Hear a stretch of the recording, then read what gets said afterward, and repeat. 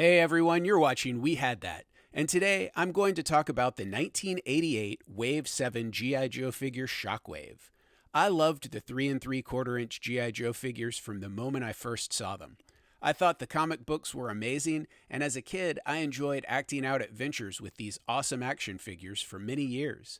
My favorite figures on the G.I. Joe team were typically the ones that looked more realistic, at least what I thought was realistic at the time. By the time Wave 7 came out in 1988, I had already begun to expect too many members of the G.I. Joe team to look silly, and that was certainly the case with this wave.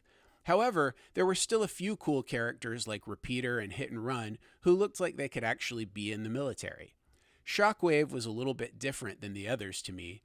I thought of the G.I. Joe team as an elite military group brought together to deal with the most dangerous situations and the most ruthless villains. I thought of them as the best from the four branches of service, even though more than 80% of the G.I. Joe team was in the Army. But Shockwave didn't seem like a military man.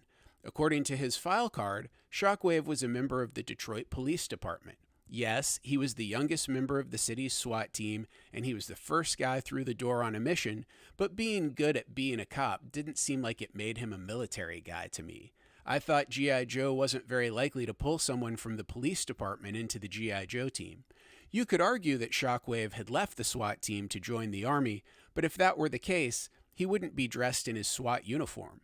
That led me to believe that Shockwave was a cop who was recruited to be part of the G.I. Joe team for specific missions.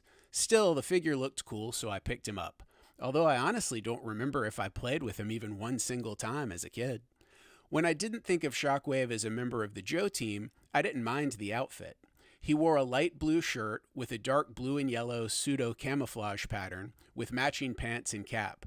I don't know why they added the yellow, but I didn't mind it too much. The rest of his gear was dark blue, which I liked a lot. The dark blue ski mask, bulletproof vest, gloves, belt, holsters, pistols, and boots definitely fit the police theme that Shockwave had going on. Even though having a knife on his chest, another on his boot, and a removable knife on his backpack seemed like too many knives, that didn't bother me. Having two handguns on his belt, the accessory of a third handgun that he could hold in his hand, along with his submachine gun accessory, actually seemed like a good idea, considering how often the guys I'd see on TV and in comic books were running out of ammo or having to reload in the middle of a firefight. His dark blue backpack matched the dark blue parts of Shockwave's uniform, as well as his pistol and machine gun, and I always was a sucker for backpacks that had a removable knife, so I thought that accessory was great. It seemed like Shockwave was well prepared for a mission in the city, but when you had a bunch of Joes quietly moving through the jungle sneaking up on Cobra, a guy in a blue SWAT uniform just didn't really fit into me. Shockwave first appeared in comic book form in the January 1989 G.I. Joe Special Missions number 17. The issue told the story of Stalker leading a team of Joes to rescue a group of hostages being held by Cobra. Although when I reread it recently, it was pretty obvious that the comic was written to introduce a few characters from the new wave of the G.I. Joe figures, it was still a pretty good story, despite a couple of these Joes clearly not being the right guys for this particular job. With that said, Shockwave was probably the most appropriate character for the mission. Shortly after, Shockwave had a decent role in the 25th anniversary issue number 86, and he was even one of the Joes pictured on the cover.